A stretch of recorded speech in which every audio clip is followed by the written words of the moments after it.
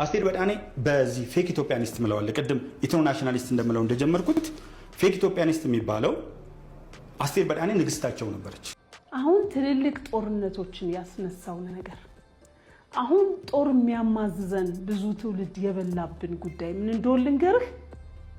የሆነ ብሔረሰብና የሆነ ሃይማኖት የሀገር ባለቤት ነኝ ብሎ ተቀምጧል። ግን እንደ አማራ በኢትዮጵያ ታሪክ ውስጥ የተሰቃየና ዋጋ የከፈለ የለም።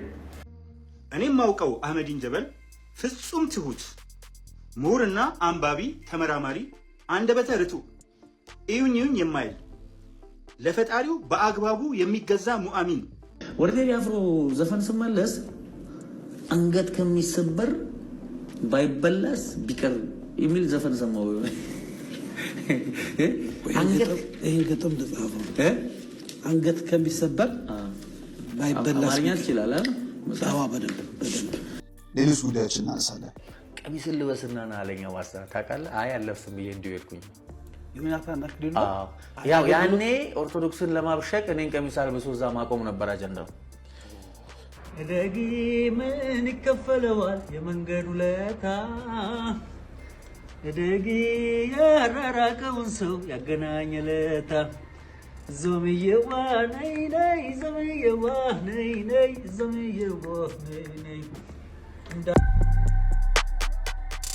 ሀዲዱን ስለሳተው ታየ ወጋለ እናንተ ስታዩት ምን ተሰማችሁ? በፊት ያ የታሪክ ምሁሩ ዛሬ ላይ ደግሞ ያ የታሪክ ባለሙያ እዚህ ደረጃ እንዲደርስ ያደረገው ነገር ምንድነው ብላችሁ ታስባላችሁ? እስኪ ቪዲዮዎቹን እያየን ወደ አስተያየት እንሄዳለን። አስቴር በዳኔ በዚህ ፌክ ኢትዮጵያኒስት ምለዋል ቅድም ኢንተርናሽናሊስት እንደምለው እንደጀመርኩት ፌክ ኢትዮጵያኒስት የሚባለው አስቴር በዳኔ ንግስታቸው ነበረች። ኩዊን በቃ አረንጓዴ ቢጫ ቀይ ለብሳ መድረክ ላይ እንትን የምትል ካልተሸከምንሽ ባንቀልባ ካላዘልንሽ ስታስነጥስ ሶፍት ካላቀበልን የሚለው ቡድን ነው አሁን ዛሬ እንትን ሚላት እና አስቴር በዳኔ የራሷን አመለካከት አራምዳለች። ባራመደችው ሐሳብ ውስጥ ይሄን የሚሉ ሰዎች የሚተቿትን በሙሉ አይቻለሁ።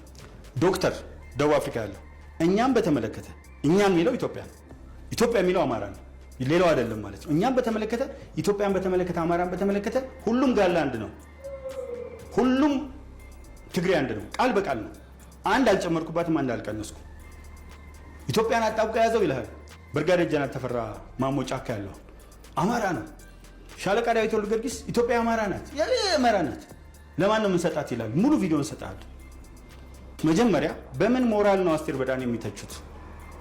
አንዲት ሀገር በአንድ ሰው ተወክላ እንደዚህ ስትሰደብ ማየት በጣም ይገርማል። ይህ ሰውዬ ግለሰቦች ስላነሱት ሀሳብ አማራን ወክሎ አማራን በሙሉ በጅምላ እየተናገረ ነው የሚገኘው። አይ ቲንክ የአእምሮ ህመም ወይም ሌላ ችግር ገጥሞት ነው እንጂ ተራ ሰዎች በተናገሩት ወይም አንድ ዶክተር በተናገረው መላ አማራን ሊወክለው አይችልም። ሲቀጥል ደግሞ ኢትዮጵያ አማራ ናት ማለት አንድ ሰው ስህተት ነው ብዬ አላስብም። አንድ ሰው ሀገሩን ሲወድ ለሀገሩ ሲቆረቆር ለሀገሩ ክብር ሲኖረው ይወደዳል እንጂ እንዲህ ኢትዮጵያ የኔ ናት ሲል የሚጠሉ ኢትዮጵያ የኔ ናት ማለት ስህተቱ ምን እንደሆነ አላውቅም። አንድ ኦሮሞ ተነስቶ ኢትዮጵያ የኔ ናት ቢል፣ አንድ ትግሬ ኢትዮጵያ የኔ ናት ቢል እናታችን የኔ ናት እንላለን አይደለም? ስለምንወዳት ነው። ኢትዮጵያን የኔ ናት የሚለው አማራም ስለሚወዳት ነው። ኢትዮጵያ ሙሉ ልጆቿ ቢወዷት፣ አንድ ደቡብ ተነስቶ ኢትዮጵያ የኔ ናት፣ አንድ አፋር ተነስቶ ኢትዮጵያ የኔ ናት ቢል ምንድነው ችግሩ? አፋር እንኳን ህዝቦቹ ግመሏ የኢትዮጵያን ባንዲራ ታውቃለች ይባላል። አፋር ኢትዮጵያነትን ይወዳል ይባላል። አፋር ሲወቀስ ሰምተን አናቅም። ደቡብ ሌላውም ሲወቀስ አይተን አናቅም። ይሄ ሰውዬ ምን እንደሆነ ምክንያቱ አላቅም። ጥላቸው ከቅርብ ጊዜ የመጣ ነው። እስኪ አስቴር በዳኔ እንስማና ከዛ በኋላ ወደ አስተያየት እንሄዳለን። አሁን ትልልቅ ጦርነቶችን ያስነሳው ነገር አሁን ጦር የሚያማዝዘን ብዙ ትውልድ የበላብን ጉዳይ ምን እንደሆነ ልንገርህ። የሆነ ብሔረሰብና የሆነ ሃይማኖት የሀገር ባለቤት ነኝ ብሎ ተቀምጧል። እና ድሮ ፌዴራሊስቶች ሲሉት በዚህ ልክ እንደዚህ ሽታው የሚሰነፍግ አይመስለኝም ነበረ። በዚህ ልክ አይመስለኝም ነበረ። ግን ለካ መሬት ላይ ያለው ሀቅ ይሄ ነው። እና አሁን ሲገባኝ ሁሉም ሰው የዘራውን ነው እያጨደ ያለው። ቶለሬት የማያደርግ ትውልድ ተነስቶ እየተበቀላቸው ነው ብዬ ነው በቃ የደመደመው። ይሄን የተናገረችው ለዚህ ነው ጠበቃ ቆሞላት ይወጣ። አረንጓዴ ቢጫ ቀይ ስትለብስ ይወዷት ነበር አለ። አማራ የሚወደው አረንጓዴ ቢጫ ቀይ በመልበስ ሳይሆን ሰው የሚወደደው አረንጓዴ ቢጫ ቀይ በመልበሱ ሳይሆን በአስተሳሰቡ በጭንቅላቱ ነው፣ በመልካምነቱ ነው። በአንዲት ሀገር ሆኖ እንደዚህ ያለ ሐሳብ መጥፎ ሐሳብ እየተፋች የአስቴር በዳኔ ሐሳብ ምንድነው ጥፋቱ ብሎ ጠበቃ መቆም ይሄ ሰውዬ የአእምሮ ህመም አለበት ወይስ ምንድነው የሚል የኔ ጥያቄ አለ። ምንድነው ይሄን ያህል እንደዚህ ጥላቻ ያሰፈረበት? ከዚህ በፊት የተናገራቸውን በሙሉ መልካም ነገሮች አንድ ባንድ እናያቸዋለን። ዛሬ ላይ ግን ለዚህ ጥላቸው ያደረሰው ምንድነው? አስቴር በዳኔ ማለት በወሎ ጭፈራ ስትጨፍር አብራ ተቀላቅላ ኢትዮጵያዊነትን ከአማራው ጋር አብራ ስትኖር የነበረች ምን አጥፍቶ እንደሆነ ዛሬ ላይ ትውልዱ እየተበቀለው ነው ስትል አፏና ሞልታ ትክክለኛ በቀል ይገባቸዋል ስትል ተናግራለች። ይህንን ያደረሳት ምን ይሆን? ከፍ ያለው ቱፋ ከዛ ዘረኝነቱ ወጥቶ ዛሬ መልካም እየሰበከ ይገኛል። ማንኛው ነው የተሻለው? ከመልካምነት ወደ መጥፎነት ነው? ከመጥፎነት ወደ መልካምነት መሄድ የሚሻለው? ከፍ ያለው ቱፋን እዩት።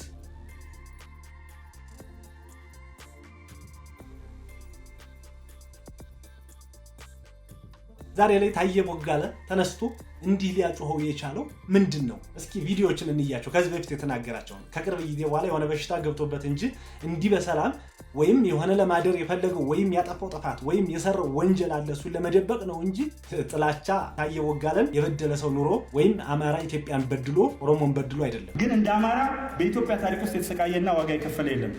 አሁንም ዋጋ ሲከፍሉ ሳይ አስተምረውኛል። የቤተ ክርስቲያን ትምህርት አሳይተውኛል። ከልጆቻቸው አለዩኝም። ተቀየሙኝ ከፈለጋችሁ እዚህ ውስጥ ከተለያየ ቤተሰብ ነው የወጣችሁት። አማራ ላይ የሚደርሰው ግፍ እስኪቆም ድረስ ግን ከአማራው ጋር ቆሜ እሰለፋለሁ ስል ስለተገፋ ነው። ስለዚህ አማራውን መግፋት ይቅር። 1/3ኛውን የኢትዮጵያ ሕዝብ ሲሶን የኢትዮጵያ ሕዝብ ሁሉም ውስጥ ደም ውስጥ ያለውን የኢትዮጵያ ሕዝብ ገፍተህ ሀገርን ሀገር ማድረግ አይቻልም። በፊት ሲናገር የነበረው ይህንን የመሰለ የሚያደርግ የሚያስታርቅ ሀሳብ ነበር ሲናገር የነበረው። ዛሬ ላይ በአማራ ላይ ተነስቶ እንደዚህ መጥፎ ነገር ሲናገር ይውላል። የእናንተ ሀሳብ ምንድን ነው? ምን ሆኖ ነው? እስኪ ምን ሆኖ ነው ይሄ ሰውዬ ብላችሁ ታስባል? የአማራ ስነልቡና ኦሮሞ ጠልነት አይደለም። ለዚህ እኔ ምስካሪ ነኝ። ኦሮሞ አፍቃሪነት እንደሆነ በርካቶችን መጥቀስ እንችላለን። እንግዲህ ከዚህ በኋላ ከመስከረም 30 በኋላ መንግስት የለም ሲባል ኖ መንግስት አለ ሀገር ትቀጥል ያለው እየተበደለ አማራው ነው። ምርጫ የለም ሲባል የለም ምርጫ አለ ብሎ የተፋለመው አማራው ነው። መከላከያው ሲወጋ ከአፋሮች ቀድሞ የደረሰው አማራው ነው። እንደገና ከወለጋ አጣዬ፣ ጎንደር ከተለያዩ ቦታ ከጉራ ፈርዳ በሚሊዮን ላይ ተፈናቅሎ በክረምት ሜዳ ላይ ፈሶ ያለ ከለት ጉርሱ ለቤተሰቦቹ ማገዝ ሲገባው ሰርቆ ሳይሆን ለፍቶ ካገኘው ቀንሶ ከቦረና ጀምሮ እኔ ድፍት ልበልልህ ወገኔ እያለ እየተረባረበ ያለው አማራው ነው። የዛሬን አያርገውና ኢትዮጵያን ለማስታረቅ የሚታተር የታሪክ መምህር ነኝ የሚል ነበር። የታሪክ ጸሐፊም ነው። ዛሬ ላይ ተነስቶ ይህንን ጥላቻ ሲዘራ የሚውለው ምን ሆኖ ነው? ምን ገጥሞት? ምን በድሎት? በዚህ ነው ሁልጊዜ የምመጣው፣ ምናልባትም የምገደለው። አንደኛውና ትልቁ የኦርቶዶክስ ቤተክርስቲያንን ዩኒፋይንግ ፋክተር ናት ኢትዮጵያ ውስጥ። ወደድንም ጠላንም የፈለገ እምነት ሲኖረን አንድ ላይ የምታያይዘው በድሮ ሮማን ኤምፓየር ካቶሊክ ቤተክርስቲያን ነበረች። ዘ ኦንሊ ዩኒፋይንግ ኢንስቲትዩሽን ዱሪንግ ዘ ኤንሸንት ሮማን ኤምፓየር የካቶሊክ ቸርች ነበር። የኦርቶዶክስ ቸርችን ሙሉ በሙሉ አታክ ያደርጋል።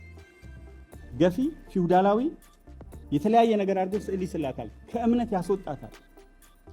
በምን በየትኛውም ሀገር ውስጥ እምነት እናንተን አብሮ ሄዷል። የኢትዮጵያን የተለየ ዩኒክ አኖማሊ ያደርገዋል። ሁለተኛው የፈረደበት የአማራ ብሔረሰብ ነው። ይሄ ብሔረሰብ ምን እየተደረገ ነው ያለው የሚለውን ነገር ማየት እንችላልና ተፋፋይ መሆኑን አይቻለሁ። እንደዚህ እያለ በመድረኮች እየወጣ ህዝብን የሚያስተምር ህዝብን አንድ ለማድረግ የሚጥር ነበር። ከቅርብ ጊዜ በኋላ ግን ያለው አመለካከት ተቀይሯል። በተለይ አሜሪካ ከተመለሰ በኋላ የመጣበት ወይም የሚያስበው ሀሳብ ሁሉ ቶታሊ ተቀይሯል። ምንድን ነው? አሜሪካ ሂዶ ሳለ የበደለው ሰው አለ?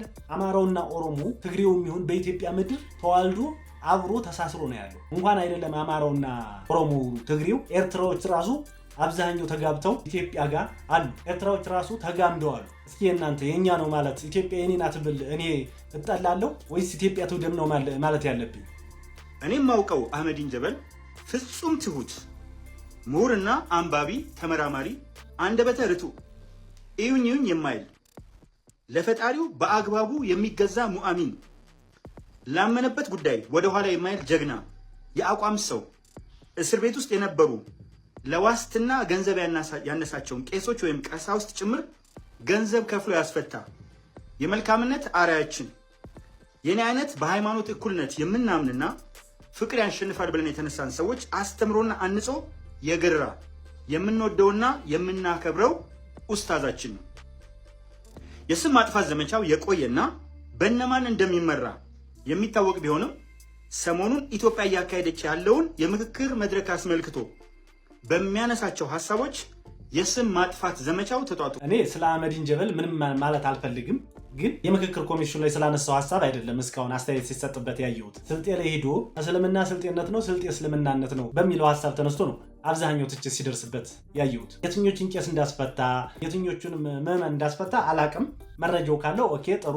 ማስመሰል እወደድ ባይነቱ ግን እውነታውን እየሰበከ ሳይሆን እወደድ ባይነቱን ነው እየተናገረ ያለው የሰውዬ።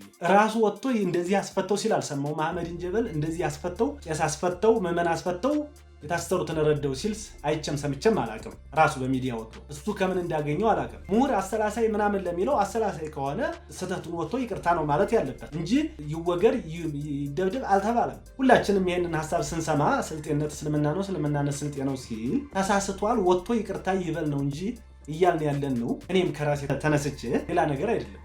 አንድ አካባቢ በእስልምና አይወከልም፣ አንድ አካባቢ በኦርቶዶክስ አይወከልም፣ አንድ አካባቢ በሆነ ሃይማኖት አይወከልም እያልን ያለን ነው እንጂ አህመድን ጀበል ላይ እየተነሳ ተቃውሞ አልሰማውም፣ ወይም ሌላ ጥላቻ ሲዘራ እኔ አልሰማውም። እሱ ግን ጠበቃ ቆምልሃለሁ እያለው ይገኛል። እንግዲህ ይቁምለት፣ መብቱ ነው። የከፋለው ጥፋን ደግሞ ሰምተን እንመለስ እስኪ። መጀመሪያ ከጥሩ ነገር እንነሳ።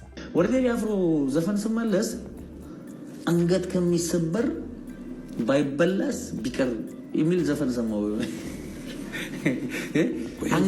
ይህን ግጥም ልጻፈው። አንገት ከሚሰበር ባይበላስ አማርኛ ትችላለህ? በደንብ አንገት ከሚሰበር ባይበላስ ቢቀር ያለ ህሊና ከማጣ ዛሬ ገንዘብ ልጣ። ዘፈኑን ብዙ ስላልሰማሁት ነው። አረ ስማተሽ እንዳትሸወድ።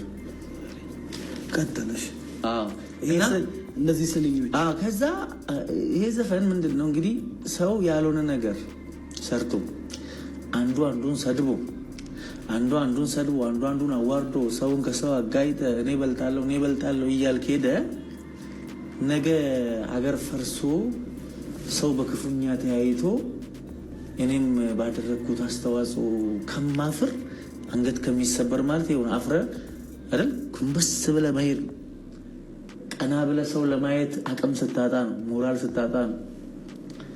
ኢትዮጵያ ውስጥ ብዙ ሰዎች እንደዚህ እየኖሩ እንዳሉ እኔ እርግጠኛ ነኝ። ለምን እኔ ሆቴል ስገባ የሚወደኝ አለ፣ የሚያከብረኝ አለ፣ የሚያቅፈኝ አለ፣ የሚጠላኛው ደግሞ እዛው ልክ አለ፣ የማይቀበለኝ አለ። ስለዚህ ምንድን ነው ያኛውን ቡድን ደግሞ ይሄኛው እንደዛው ነው፣ በጥላቻ አይን ያየዋል። ያ ሲመጣ አንገቱን ነው የሚደፍነው። ከዚህ ሁሉ ለምን አንድነትን አናወራውም? ለምን መቀባበልን እንትን አይደለም? ስለዚህ ነገ የምናፍርበትን እንደ ሀገር ከስረን ወድቀን ፈርሰን የምናፍርበት ነገር ከሚመጣ የምንበላውን ብናጣና ሰላም ብንሆን ይሻላል።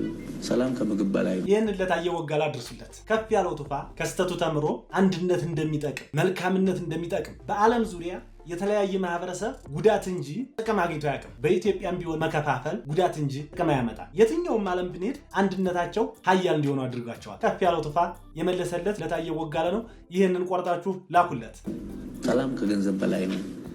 ይህንን አስቤ ነው ያንን ያደረግኩትና እና ቴዲ አፍሮ በቴዲ አፍሮ እንግዲህ መንፈሳዊ ሰው ስለሆንክ ነው ማቅረብ እዛ ነው እግዚአብሔር ተናገረኝ እያልከን ነው። አሁን ለሚሰሙ በተለይ በፕሮቴስታንት ሃይማኖት ውስጥ ላሉ ሰባኪያን ዘማ ከፍ ያለው ቱፋ እንግዲህ ታውቁታላችሁ። በዘረኝነትም ብድ ብሎ ነበረ ያለቆት ዛሬ ላይ የሚያሳዝን ምስኪን ልጅ አንድነትም የሚሰብኩ ማለት ልጅ ያሬድን ብንሄድ ልጅ ያሬድ ታስሮ ከወጣ በኋላ በተለይ የአማራዎቹን ፍቅር አይቶ ተቀላቅሎ ቆይቶ ከወጣ በኋላ እርግፍ አድርጎ ነው የጣለው ዘረኝነትን እርግፍ አድርጎ። ምክንያቱም ሰው ስንቀርበው ነው ጥላቻውንም መልካምነቱንም ደግነቱንም ክፋቱንም የምናውቀው። አማራ እንደ ማህበረሰብ ስቀርቡት መልካም ደግ የዋህ ምንም የማያውቅ ፖለቲካ የሌለበት ማህበረሰብ ነው። በባዶ ብትሄድ አስተናግዶ አብልቶ አጠጥቶ የሚሰድ ነው። አማራ ህዝብ 50 ሚሊዮን አካባቢ ይመስለኛል፣ ከዛ በላይም ነው በትክክል ቢቆጠር በጣም ሰፊ ቁጥር ያለው ነው። በቆጠራ የተደረጉት ቅሰባዎች ትተናቸው ማለት ነው። ሰፊ ቁጥር ያለው ከኢትዮጵያ ህዝብ ቢያንስ 1/3 አማራ ነው። ከ3ቱ ሰው አንዱ አማራ ነው። ስለዚህ አንድ አማራ ሲነካ 1/3 ኢትዮጵያ የኔ ወገን ተነካ ማለት ነው። ስለዚህ ይሄ ማህበረሰብ የሚያደርገው ትግልና ተገቢ ቦታው ላይ እንዲደርስ ለሚያደርገው ትግል በቂ የሆነ ድጋፍ አለኝ። ስለዚህ አማራውን እንደሚቃወም ተደርጎ እንዳይወሰድ ነው። ሁለተኛ አሁን የምናደርገው መድረክ አንድ መድረክ ነው። የኢትዮጵያን የፖለቲካ እጣ ፈንታ የሚወስን መድረክ አይደለም። በእርግጥ በፊትም ሲጽፍ ዥዋዥዌ የሚጫወት ነው፣ ጥቅም ያለበትን የሚጠጋ ነው። አሁን ደግሞ 5 ብር ትራንስፈር አድርጉልኝ እያለ እየተናገረ ነው፣ ልመና እያቀረበ ነው። አላቅም ምን እንደገባው ታዬ ቦጋለ ምን እያለ ነው? ወደ ኢትዮጵያ ልመጣ ስለሆነ አብይ አህመድን ተማምኜ ኢትዮጵያ ልመጣ ነው። ምን ማለት ነው ይሄ? ወንጀልም ቢኖርብኝ አብይ አህመድ ይከሰስ ካላለ በቀር እኔ አልከሰስም፣ አልጠየቅም፣ ያጠፋው ጥፋትም ካለ አልጠየቅም እያለ ነው። ያ ማለት ምን ማለት ነው? አብይ አህመድ የዚች ሀገር አብሶሉት ፓወር ነው ያለው። ህግ አውጪውም ህግ ተርጓሚም ጥቅም ስለሌለው አብይ አህመድ ብቻ እኔን አይታሰር ካለ አልታሰርም ነው፣ ወንጀል ብሰራም። ምን ማለት ነው ታዲያ? እኔ እንደዚህ ነው የምረዳውና እንደዚህ ነው የምትረዳው? ይህ ሀገር በአንድ ሰው ላይ የተመሰረተ ነው እያልክ ነው? ባይዚ አንተን የሚያሳስር ወንጀል ነው፣ የሚያስፈታ ወንጀል ነው። ወንጀል ሰርተ አቡቹ ስላልክ ላትታሰር ነው? እንደዚህ ነው የምታስበው? ይሄ ነው ያንተ ሞራ ጭንቅላቴን ይዘህ ነው እስከ ዛሬ ኖርከው እዚህ ምድር ላይ? እና ግራ ገባኝ እኮ እኔ ወንጀል እየሰሩ አብቹ ከሆነ ካልክ አሁን ምን እያልክ መሰለህ? አብይ አህመድ አብሶሉት ዲክታተር ነው እያልክ። አበባየሁ ደሜ የሚባል በቅርብ ጊዜ በቁጥጥር ስር ይዋላል። እሱም ጠዋት ማታ አብይ ነው የሚመስለው። ወንጀሎችን የሚሸፍነው ጠቅላይ ሚኒስትሩን የደገፈ በሚመስል ነው። ከዚህ በፊት የታሰሩ አሉ፣ እነ መንሱር ጀማል ኩላሊቴን ብሰጠው የሚል ሌሎችም አሉ። ታዬ ቦጋለ አሁን መያዝ ያለበት አንዱ ነው። ምክንያቱም ከዚህ በፊት ለቦረና 1.ምናምን ሚሊዮን ሰብስቦ ይዞ ጠፍቷል የሚባል አለና እሷን ወንጀል የሚያደርገው ጥረት ነውና በቁጥጥር ስር ውሎ እንደምናየው አልጠራጠርም። አብዛኛው አብይ እንደግፋለን ኩላሊት እንሰጣለን የሚሉት በቁጥጥር ስር እየዋሉ ነው። በጣም ደጋፊ መስሎ ከታየ ከጀርባው የሆነ ነገር አለና ታዬ ቦጋለም አንዱ ሳይሆን አይቀርም፣ ወደፊት የምናየው ይሆናል። የክቡር ጠቅላይ ሚኒስትር ዶክተር አብይ አህመድ ደጋፊ ነኝ። የክብርት ከንቲባ አዳነች አቤቤ ደጋፊ ነኝ። አንድም ቪዲዮ አንድም ፖስት እነሱን የተቃወምኩበት ነገር ልታገኝ አትችልም። ምናልባት አጣዬ ሲመታ አንድ ጊዜ ወይ ብረድ ወይ ፍረድ የሚል ነገር ጽፌያለሁ። ይሄ መገለባበጥ አይደለም። ቅድም እንዳልኩት ትክክለኛ የሆኑ መልካም ስራዎችን የማንሳት ድክመቶችን ደግሞ ይመጣሉ። ብልጽግናን በተመለከተ ምርጫ ላይ ብትወስድ ከየትኛውም ፓርቲ ይልቅ የምመርጠው ፓርቲ እሱ። አንድም ቀን ተቃውሞ ያላቅም ከንቲባዋን የሚሆን ጠቅላይ ሚኒስትሩን አለ። አንድ ቀን አለመቃወም መውደድ አይደለም፣ አድርባይነት። የሚወድ ሀገሩን የሚወድ ያለውን ሀሳብ ትችት ሲያጠፋ ጥፋቱን ትክክል ሲሆን ትክክለኛነቱን ይደግፋል እንጂ አንድም ቀን አለመናገር ሀሳብ አለመስጠት አድርባይነት አስመሳይነት ነው። እና የሰውዬም ከአስመሳዮች ውስጥ አንዱ ነው። ከንቲባችንና ጠቅላይ ሚኒስትርን ተናግሬ አላውቅም ይላል። እያጭበረበረ የሚገኝ ነው። እና ጠቅላይ ሚኒስትሩን የሚወድ ሰው አይተችም ማለት አይደለም። ደካማ ጎኑን ስተቱን እያወጣ ይናገራል፣ መልካም ጎኑን ደግሞ በማድነቅ ይናገራል። ይሄ ግን አንድም ቀን ተችቼ አላውቅም ማለት ባጣየው ላይ ብቻ ነው ወይ ውረድ ወይ ፍረድ ያልኩት አለ። እስከዚህ ድረስ ነው አስመሳይነቱ አድርባይነቱ እንጂ በአንዲት ሀገር አንድ መንግስት ሲሰራ ስተትም አለው ጥሩ ጎንም አለው። ስተቱ እየተነገረው ጥሩ ጎኑ እየተበረታታ እንዲሰራ ይደረጋል እንጂ አንድ ቀንም ተናግሬ አላውቅም ማለት አድርባይ። አርሲ አካባቢ አኖሌ መቆሙ ብዙ ጊዜ ዓለም ስለሚተወው ለምን አንተውም ለትውልዱ ማውረስ ያለብን መልካም ነገር ነው በሚል ሐሳብ አነሳው። ይሄን ሐሳብ ግን እንደ ጠላትነት ዛሬ ላይ ታዬ ቦጋለን የማጥቂያ አድርገው ወደ እኔ ተኮሱት። እኔ ደግሞ መልሼ ወደ እነሱ አቀብላቸዋለሁ። ድንቹን ሲሰጡኝ ትኩስ ድንቹን መልሼ ልሰጣቸው ግድ ነው። አኖሌ ላይ የተፈጸመውን ነገር በተመለከተ ከ1881 እስከ 1886 ኢምፔሪያል ኤክስፓንሽንን ሬዚስት በማድረግ የአርሲ ህዝብ መራር ተጋድሎ አድርጓል። አኖሌ ላይ ይህ ነው የማይባል ግፍ ተፈጽሟል። በኢምፔሪያል አርሚው ግፍ ተፈጽሟል። ሐውልትም ቆሟል። አሩሲ ላይ ምኒልክ ጡት ቆረጠ የሚባለው ፕሮፓጋንዳ ውሸት እንደሆነ ደግሞ እዚህ ላይ ተናግሯል። ለምን እውነት አንናገርም?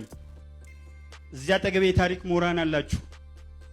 አኖሌ የሚባል ቦታ ላይ ጡት ተቆረጠ የሚል ትርክት በጣም የማዝነው እንዴት ሰው አልሆነም እንጂ አልተደረገም እንጂ በኢትዮጵያ ውስጥ ጡት መቁረጥ የለም እንጂ እንዴት መዓት ህዝብ በተራበበት ሀገር ጡት በ20 ሚሊዮን ብር ሐውልት ይቆምለታል?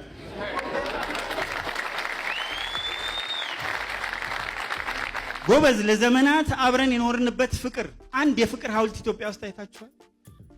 ወንድም ወንድሙን የገደለበትን ሐውልት በየቦታው ቆመዋል። መዓት ድንጋይ አለ፣ በድንጋይ ላይ ድንጋይ ያቆማሉ።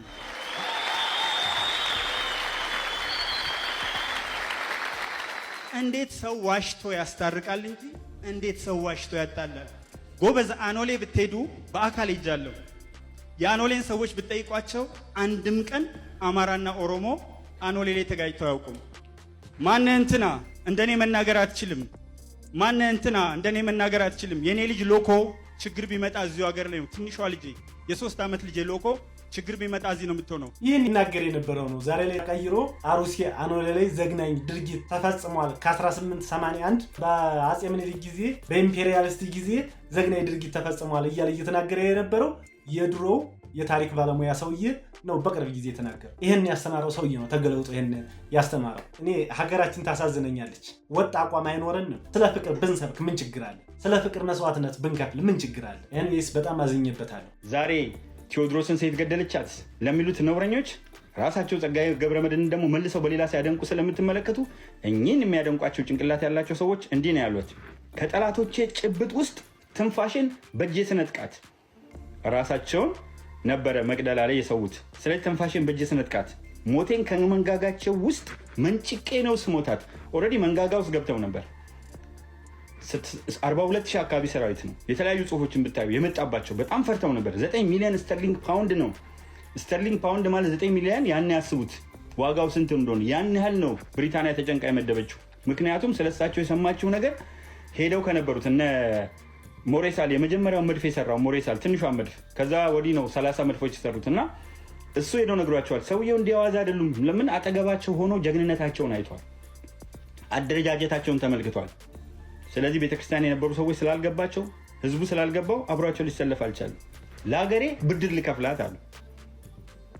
የነፈገችኝ ፍቅር በራሴ ሞት ልለግሳት። አፄ ቴዎድሮስን እንደዚህ አድርጎ እየሰበከላቸው ወይም ታሪካቸውን እየተናገረ ነበር። አፄ ቴዎድሮስ በደንብ ታሪኩን የምታውቁ ከሆነ አፄ ቴዎድሮስ ዛሬውን ሁሉ አልፎ ከኛ አሁን 5ኛው ጄኔሬሽን ነው አይደለም፣ እኔ ወደ 78ኛው ጄኔሬሽን ድረስ ቀድሞ ያሰበ መሪ ነበር። ግን በጊዜው እየተረዳለት የለም። 4 ዲያቆን 3 ቄስ ይሆን ሲባል በዛን ሰዓት ሙሉ ቄስና ዲያቆን በቤተክርስቲያን ነበር የሚተዳደረው። እሱ ግን ዛሬ ያለውን የቄስ እና የዲያቆን ቁጥር መጥኖ ሲያስቀምጥ በዛን ጊዜ ቤተክርስቲያን አልተቀበለችውም ነበር። ዛሬ ላይ ግን ቤተክርስቲያን የአፄ ቴዎድሮስን ተቀብላ ትሄዳለች። ከእንግሊዝ የምፈልገው የጦር መሳሪያ የሚሰራልኝ እንጂ ጦር መሳሪያውን አይደለም ያለው። ብሪሊያንት ማይንድ ነበራቸው። በጊዜው ሰው የላቸውም እንጂ ይህን ይሰብክ የነበረው ታየ ወጋለ ነው። ዛሬ ላይ ተቀይሮ ስለ አማራ ህዝብ መጥፎ ሲናገር የሚውለው ከፍያለው ቱፋ ከዚህ ነው የተመለሰው። ካልተቻለ እንዳልኩ ቅድም መለያየቱ ነው ጥሩ ብዬ ነው የማስበው። የማንም አትሆንም ነው። የኦሮሞ ካልሆነች እቺ ከተማ የማንም አትሆንም። ለምንድን ነው የማይሆነው? ለምሳሌ የሁሉም ሆነች በቃ ኦሮሞ። ይህንን ይናገር የነበረው ከፍያለው ቱፋ ዛሬ ላይ ደግሞ ተቀይሮ ይህንን ሲናገር መስማት ከስህተት ወደ መልካምነት ወይም ከመጥፎነት ወደ መልካምነት መምጣት ኢትዮጵያን አንድ የሚያደርግ ነው። ከፍያለው ቱፋ ይህን እየተናገረ ዛሬ ላይ እናገኘዋለን። ይህ ነው የሚያዋጣ። ጥላቻ መስበኩ እንደታየ ወጋለ አያዋጣንም። አድርባይነታችን እየለየብን እየታወቀብን እየተገፋን ነው የምንሄደው አስመሳይ ስንሆን ነበሩና ከወለጋ ተነስቶ ሄዶ ከእናቴ ጋር ቦረና ተገናኝቶ ከመገርሳ ከታላቃችን ጀምሮ እስከ ትንሹ ከድር ወለደንና ስናድግ መገርሳ፣ ወየሳ፣ ዲሳሳ፣ ገቢሳ፣ ጫልቺሳ፣ ቀበኔሳ፣ ሶሬሳ፣ አራርሳ፣ ቂጤሳ፣ ሚልኬሳ እና አኔሳ፣ ኪሮስ፣ ሃጎስ፣ ትራሃስ፣ አዳስ፣ ስላስ፣ ገብረ ሊባኖስ፣ ገብረ ታቴዎስ፣ ስኔስ፣ ዳምጤ፣ ነውጤ፣ አዝብጤ፣ እርገጤ፣ ደፍጥጤ፣ ሸንቁጤ፣ ናላጤ፣ ጠንክር፣ ዘብር፣ ደንድር፣ ወጥር፣ ሽኩር፣ መንሱርና ቦንገር ተብለን ተከፋፍለን አላደግንም። እንደው ምን ብትሆን ነው እንደው አሜሪካ ደርሰህ ስትመጣ ምኑን ቀቡህ? በጣም ነው የገረመኝ። ምኑን ቀብተው ላኩህ? የተቀየሩ ሰዎችን ስናይ ደግሞ እግዚአብሔርን እናመሰግናለን። ወንድማችንን ከፍያለው ቱፋ የተቀየረበት መንገድ አትሊስት ያለው አመለካከት ያስደንቀኛል። እስቲ ሰምተነው እንመለስና ሌሎች ጉዳዮችን እናነሳለን። ቀሚስን ልበስና ና አለኛ ዋሳ ታውቃለህ? አይ አለብስም ብዬ እንዲሁ ሄድኩኝ። ያው ያኔ ኦርቶዶክስን ለማብሸቅ እኔን ቀሚስ አልብሶ እዛ ማቆም ነበር አጀንዳው። እና እኔ ደግሞ በነገራችን ላይ ሰው ይሄን አድርግ ሲለኝ እኔ ይሄንን ነው የማደርገው። በተፈጥሮ ነው የምነግርህ። ባይለኝ እኮ አድርጌ ነው የምሄደው። ለምን አይደል በለበ በቃ ለምንድን ነው ያለኝ? እኔ እሱ ስላለኝ ነው እንደምለብሰው። ኦኬ ይፈልገዋል ቀሚሱን ማለት ነው ብዬ ቀሚሱን ብቻ አድርጌው ራሴ ፓስተር መስለኝ። ከዛ በቃ እንትን አለ ቅር አለው። ከዛ ከደረስኩ በኋላ ምናምን ስልክ አያነሳም ምናምን ካገኘኝ በኋላ አንዴ ጠዋት ላይ ያገኘሁትና ከዛ በኋላ ጠፋ።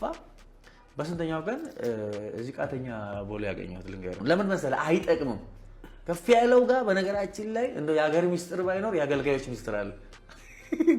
የሀገር ሚስጥር የለም አለ ብላችሁ አይ አይደለም ለመሰለ በቃ አይጠቅሙም ግን ትክክለኛ ሰዎች እንሁን ግልጽ ሰዎች እንሁን ፍቅር ያሸንፋል እኔ አንተን በመኮነን ልጸድቅ አልችልም ያንተን ኃጢአት በማውራት የኔን ጽድቅ መስራት አልችልም እንክደነው እግዚአብሔር ከርኖለታል እግዚአብሔር ይቅር ብሎታል እሺ እሱ ይቅርታ ማታ ጠይቆበት ሊሆን ይችላል ስለዚህ እኔ ለምን ከእግዚአብሔር ጋር አጣላለሁ እና መተው አለብኝ ብዬ ነው ማምነውና አገኘሁትና ከዛ ምን እንዳደረገልኝ ጋር እንዴ ስለማያዋጣ ነው ነገር የትቢትም የጉራም ብትል ሰው የመናቅም ብትል ያባቴ ስም ትርጉም ራሱ ከፍ ያለው ቱፋ አይደለ ቱፋ የሚለው ስም ራሱ ከባድ ነው አመጽ ውስጥ ማለት በጣም ትቢተኛ እንድትሆን ኦቨር አክት እንድታረግ ነው የሚያደርግ የስሙ ትርጉም ስለዚህ እኔ የዛን አይነት ሳይኮሎጂ ያለኝ ሰው ነኝና መጣና ከዛ ቃተኛ የበላ ይሳቅ ሳዲቅ ሲዲ ምርቃት ይመስለኛል አስታውሳለሁ አዩ እንዴ አንተ ሰው ጠርተህ እንዴ ስልክ አታነሳም እንዴ ምናምን አልኩት እንዴ መተ ነበር እንዴ ጧት ላይ እኮ ዘያየው መስሎኝ ምናምን አለ ከዚህ እኮ ተነስቼ ነው ጠርቶኝ ፍቅር ያሸንፋል በቃ ትክክለኛው መፍትሄ ነው ሰው በፍቅር ሲገዛልን ኢቨን ራሱ ምን አጥፍቼ ነው ብለን እንድንጨነቅ ያደርገናል ሰው መልካም ሲሆን መልካምነቱ ይገዛንና ላለማጥፋት ወይም ላለመሳሳት ብዙ እንጥራለን ከፍቅር ጥቅም አለ ከፍቅር ትብብር አለ ከፍቅር አንድነት አለ ይህ ሁሉ ነው እንጂ የሚያዋጣው እንደታየ ቦጋለ አወኩ ነጠቁ ብሎ እንደዚህ መውረድን የመሰለ አስተማርኩ ብሎ እንደዚህ መውረድ ያምሮ ህመም ስለሆነ በቅርብ ጊዜ ቢታይ ባይነኝ እንጂ አንድ የታሪክ ምሁር እንደዚህ አስተምሮ ዛሬ ላይ ወደ ጥላቻ ማምራቱ ምን ያመጣል ብሎ እንዳሰበ አላውቅም ወይም ምን አጀንዳ ተሸክሞ እንደመጣ አላውቅም ብቻ የኦሮሞን ህዝብና ኦነግን ይቅርታ ስለመጠየቅ ምንም እንኳን የኦሮሞን ታሪክ በወፍ በረር የገዳ ስርዓትን በጨረፍታ ዋቄፈና ወይም የኢሬቻ ምስጋና ስርዓትን በስሱና የኦሮሞን ህዝብ ታላቅነት በመጻፍና በተለያዩ ሚዲያዎች ከማንም ባልተናነሰ ሁኔታ በገልጽም ባዛባቸው ጥቂት የታሪክ ትርክቶች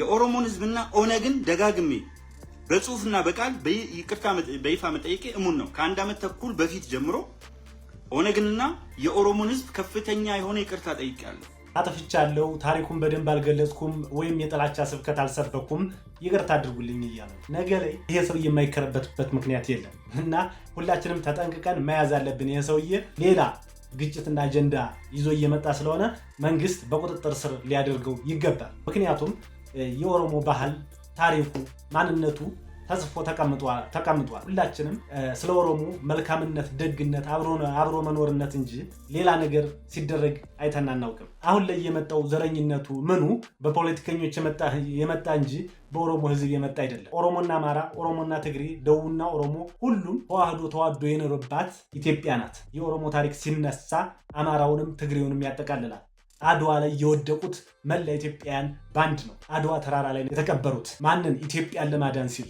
የተለየ ታሪክ የለንም አማራው ከኦሮሞ ከትግሬው ከደቡብ ከአፋሩ ከምኑ የተለየ ታሪክ የለንም የአማራው ታሪክ ቢነሳ መላ ኢትዮጵያን አንድ ያደረገ ነው ዮሐንስ መተማ ላይ ቢሞት ትግራዩም አማራውም ሁሉም መተማ ላይ ሄዶ ድርቡሽን ለመዋጋት ሁሉም መተማ ላይ ዘምቷል ስለዚህ አንድን ክልል ብቻ ጠቅሶ ይቅርታ በሉኝ ማለት ያስመሳይ ሰውዬ በቁጥጥር ስር ውሎ ህዝቦችን እንዳያጋጭ መደረግ አለበት ባይነኝ ስልጣን ከሰጣችሁ ብልጽግናዎች ረስቱኝ ልዘርፍበት ግን አልገባ መሸማቀቅ መሰላችሁ ስልጣን ፈልጎ ነው የምትሉት ገንዘብ ፈልጎ ነው የምትሉት ቆይ ብልጽግና አልከፈለኝም እንጂ ቢሰጠኝ ወስድ ድብና አርጌ ወስድ ለምንድን ነው ዓለም ሁሉ የሚራኮተው ጧት ወጣ አውቶቡስ ላይ የምትሯሯጠው ባቡር ላይ የምትሯሯጠው ገንዘብ ፈልጋ አይደል የምትዘርፈው ገንዘብ ፈልጋ አይደል በዘረፋ ጃውሳው እየዘረፈ አይደል ሸኔ እየዘረፈ አይደል ወያኔ እየዘረፈ አይደል እናንተ ዘርፋችሁ እኔ ሳልዘርፍ በለሰራሁት ስራ ይገባሃል ብሎ ብልጽግና ቢሰጠኝ አልሰጠኝም እንጂ